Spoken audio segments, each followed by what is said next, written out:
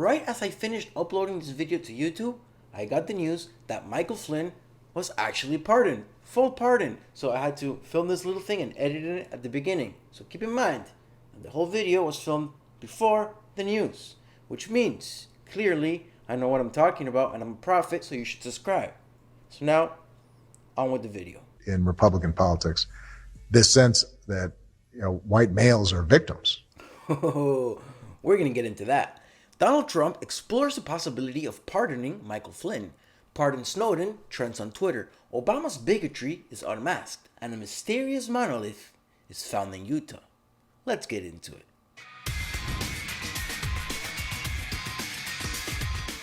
I'm going to show you a CNN article about Trump pardoning Flynn.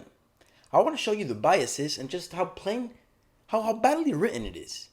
I see the standards at CNN have fallen. In order to show you this, we're going to try something different today. Hello, let's read. Pardon for Michael Flynn under discussion at the White House. Ooh.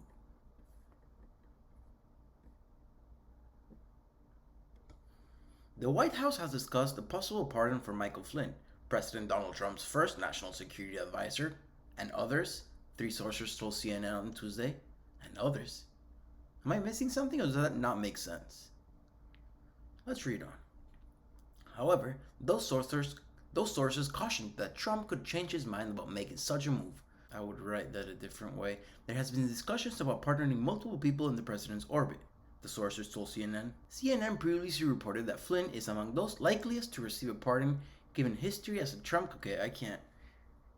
Likeliest? Most likely to? That would sound better, right? Let's go again. CNN previously reported that Flynn is among those likeliest to receive a pardon given his history as Trump campaign associate who was convicted following special counsel Robert Mueller's investigation. Others who could be under consideration are George Papadopoulos and Paul Manafort. The president has long claimed, falsely, he and his campaign were illegally targeted and campaign associates got into trouble because of their association with him. That's fake news. You see, it would have been good if he took out the word falsely. Falsely? You got FBI agents, FBI lawyers pleading guilty to falsifying documents to get a FISA warrant to spy on the Trump campaign. This is known. Let's keep going. A possible pardon for Flynn would be the latest instance of the president using his expansive pardon power for high-profile ally, like all presidents have done before. They forgot to include that at the end. Today, Trump's record on presidential pardons has been marked by personal connections, showmanship, and an aversion to going through official government channels. Right, like all the black people he got out of jail because they were non-violent offenders. Right, forgot to mention those. Right. Beneficiaries have won clemency by getting their requests to Trump through friends, Fox News personalities, or Hollywood celebrities who talk to the president. That unusual pipeline has worked for many people like Joe Arpaio, former Arizona chief, Dinesh D'Souza, right-wing commentator, and Michael Flynn, a financier convicted of security fraud. Trump has also granted pardons at the urging of Kim Kardashian West, who made her case in the Oval Office. Finally, you mentioned something. Flynn's tenure at the White House lasted just 2 weeks. He resigned after getting caught in a public lie about his Russian contracts. You mean he was entrapped and threatened, and he pled guilty because they were threatening his son? Right, okay. Alright, we're done with this article. I just wanted to show you how bad and biased it was. Don't read CNN, guys. Just don't. All this pardon talk got Pardon Snowden trending on Twitter. And I agree. I think it's time to bring the man home. Like, what was his crime? Exposing an illegal surveillance apparatus that was deemed unconstitutional by the United States Court of Appeals? Bring the man home. Pin a Medal of Freedom on his chest. Come on. And while we're at it, let's pardon Assange too. What was his crime? Exposing the ugly truth? Journalists should not be prosecuted for exposing the truth. Journalists need to check the government. And I know we're used to calling the New York Times or CNN journalists, but come on, guys. They're not. They don't actually investigate anything. Nothing worthwhile, at least. So I say this. Pardon Assange and give him a platform to expose all the ugly truths. Because if someone can drain the swamp, I think it's Assange. But what do you think? Should any of these 3 men get pardoned? Should all of them get pardoned? Comment your opinion down below. And now, let's move on to Barack Obama's bigotry. People were surprised about a lot of Hispanic folks who voted for Trump. But there's a lot of evangelical Hispanics who, I'm a Hispanic folk who voted for Trump, but I'm also a Jew. So according to Barack, I don't exist.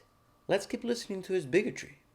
The fact that Trump says racist things about Mexicans or puts detainees, undocumented workers in cages, they think that's less important than the fact that, he supports their views on, gay marriage or abortion. Okay, 1, Mexicans aren't a race. 2, saying that some Mexicans are criminals is totally fine. Actually, you can say that about any person from any country. Criminals come from everywhere. 3, you built the cages. Are you crazy? You built the cages, man. I can expect CNN and New York Times saying, oh, Trump's cages. But you actually built them. You know the truth. The level of gaslighting here is criminal. But let's keep listening. Created in Republican politics this sense that, white males are victims. Like they're the ones who are like under attack, which obviously doesn't jibe with both history and data and economics. Wrong. Republicans don't play identity politics. You do. Conservatives aren't crying about being victims. You are. Victimization is your game. But if you want to play that, let's explore. Are white males victims, historically speaking, like you said? And the answer to that is yes, they are. Because everybody is a victim, historically speaking. But let's stick to the white males.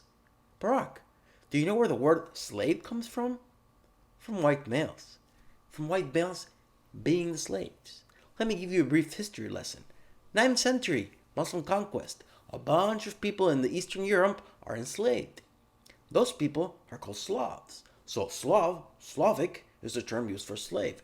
With time, that term evolved to slave. So when people say slave, they're actually talking about white Slavic people. So stop culturally appropriating, okay? Thank you. Aren't Obama's comments incredibly bigoted and just plain out ignorant? I thought so. Comment your opinions down below. I was pretty disappointed, not that I expected much from him, but he's a good speaker. He doesn't make mistakes, and this was a mistake. Or maybe a calculated one. Anyway, let's move on to aliens, or to the weird, mysterious monolith found in the Utah desert. Na na na.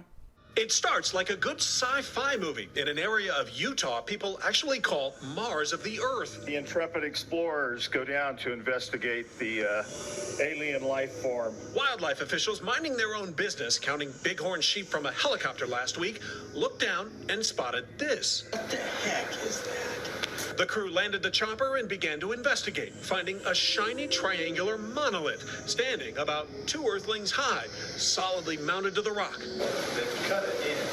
One of the crew members notices the monolith points toward a split in the canyon wall, perhaps suggesting the alignment might have some type of Stonehenge-like significance. That's just wild. There are many questions. Is it a rogue art installation, a practical joke? And most importantly, how did they get it here?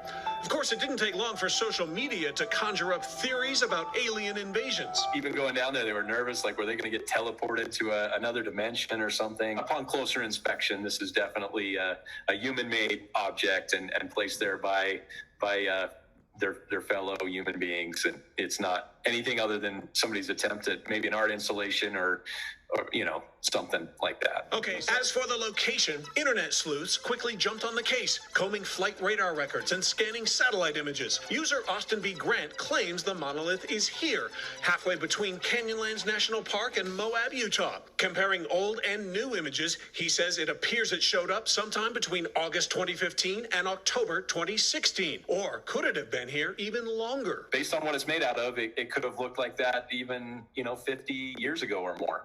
Okay. Who does this kind of stuff? For now, officials say they won't pinpoint the exact location, saying they're worried inexperienced trekkers might get lost or stranded. It might be one of the most remote areas in the lower 48 Who states. in the world put that there? Hikers? Artists?